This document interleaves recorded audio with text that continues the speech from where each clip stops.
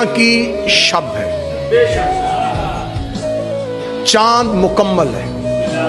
चांद 14वीं में मुकम्मल नहीं होता, 13 पे होता है, 14वीं में घटना शुरू होता है। हाँ, मुकम्मल चांद।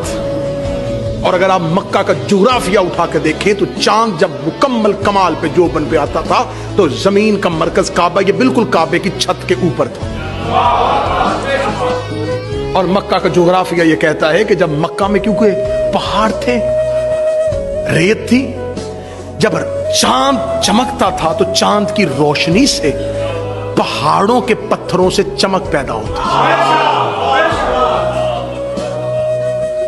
रेत रात के वक्त सहरा से दहकती हुई आग की तरह चमकनी शुरू हो गई। खुदा ने बिल्कुल मुकम्मल चांद काबे के ऊपर रखा।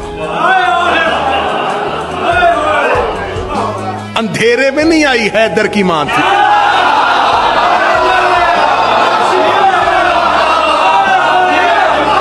पूरी चांद का जोबन, मक्का रोशन, पहाड़ों से लाइटें, रेत चमक रही। 40 लोग खाना काबा के करीब बैठे थे। हजरत अब्बास इब्ने अब्दुल मुत्तलब रावी हैं, वो कहते हैं कि अबू तालिब के घर से एक साया निकला। मैं वो पढ़ूंगा जो रवायत में है। वो कहते हमने अबू तालिब के घर से एक साया निकलते हुए देखा।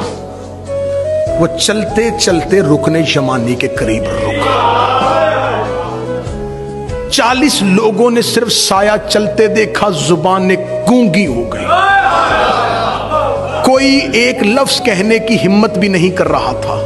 ये कौन हो सकता है? ये रात की इस तारीकी में ये साया किस चीज का है? ये कौन है? अभी लोग इस हैरानी में थे, ये साया इतनी तेजी से हमारे करीब से गुजरा। और वो रुकने यमानी के करीब रुक गया। रुकने यमानी के करीब रुक के उसने दीवार काबा पे अपना हाथ रखा। दीवार में दर बनना शुरू हुआ। उसने आहिस्ता सी आवाज में दीवार को कुछ कहा था। उसके बाद बात मशहूर हो गई, दीवारों के भी कान होते हैं। आया